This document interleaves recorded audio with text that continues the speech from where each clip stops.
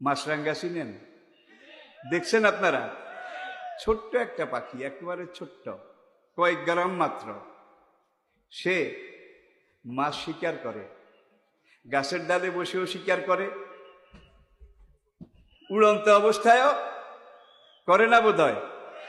আচ্ছা, পুকুর পাড়ে, খালের পাড়ে সে মাটি খুঁড়ে খুঁড়ে মাটির ভিতরে ডিম পাড়ে বাসা করে।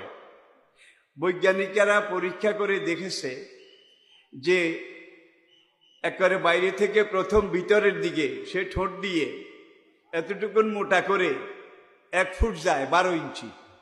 12 ইঞ্চি সোজা যাওয়ার পরে এইবার হয় বাম দিকে নয় ডান দিকে বাঁকা, 6 ইঞ্চি। 6 ইঞ্চি, তাহলে এখানে 1 ফুট, ওইদিকে 6 ইঞ্চি, টোটাল 1.5 ফুট।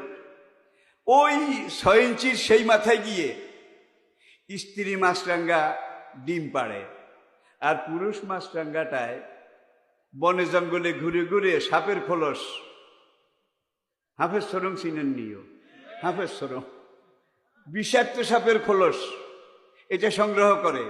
দাঁড়ার সাপ, গোকরা সাপ, জাতি সাপ, এই সাপের খোলস সংগ্রহ করে নিয়ে আসে। এনে স্ত্রী মাছরাঙ্গাটা ডিম দেওয়ার পরে সে সাপের খোলসটা মাথার দিকটা বাসার ভিতরে ঢুকায়, মাথার দিকটা খোলসের ঢুকাইয়া ওই 1 ফুট পর্যন্ত ওই মাথায় নেয়, বাকি লেজটা গর্তের বাইরে রাখে।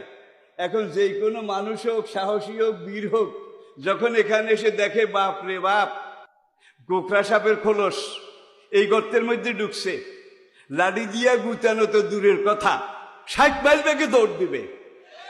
ঠিক না ঠিক? কে শিখিয়েছে ওদেরকে এই প্রযুক্তি? কে শিখিয়েছে? কে শিখিয়েছে?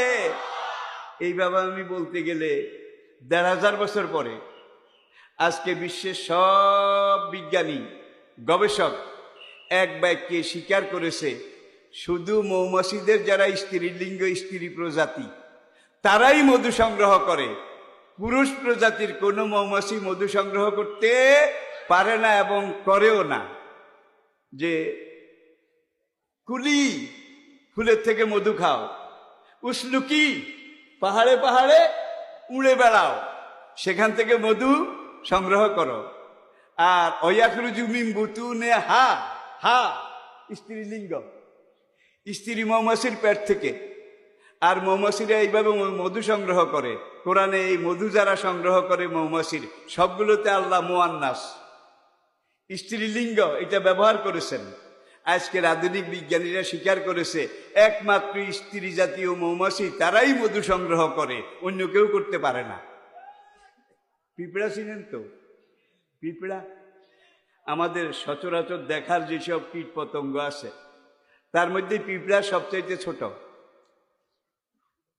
শীতের মৌসুম আসার আগে ওরা মেজর একটা লেবার, খুব বেশি খাটনি করে, কারণ শীতের কয়েক মাস বের হওয়া যাবে না।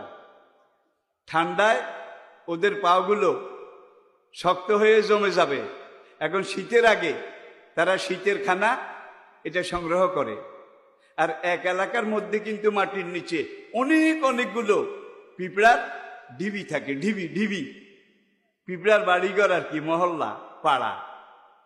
এরপরে তারা একটা ধান নিয়ে যায়, একটা গম নিয়ে যায়, একটা পোকা নিয়ে যায়, যায় কি না? এই যে পিঁপড়ার লাইন আছে, এটার মধ্যে একদল আছে শ্রমিক, তারা শুধু এগুলো নেবে।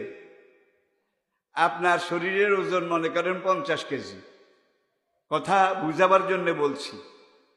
আপনি আপনার শরীরের কত গুণ বোঝা নিতে পারবেন? কাঁধে করে, মাথায় করে সমান। আর একটু শেয়ানা হইলে 1.5 গুণ, এর চাইতে 6.5 আনা হইলে 2 গুণ। বৈজ্ঞানিকরা পরীক্ষা করে দেখেছে একটা পিঁপড়ার ওজন যে দূর, তার নিজের ওজনের চাইতে 40 গুণ বেশি ভারী একটা বোঝা সে সামনে 2 হাত দিয়ে এইভাবে ধরে শূন্য করে নিয়ে যেতে পারে। 40 গুণ, 40 গুণ। বিজ্ঞানীরা আজকে এগুলো স্বীকার করেছে। কোরআনে একটা সূরা আছে নমল, কি, দি অ্যান্ট, পিঁপড়া, পিপিলিকা, একটা সূরা আছে। এখন এই যে তারা এগুলো সংগ্রহ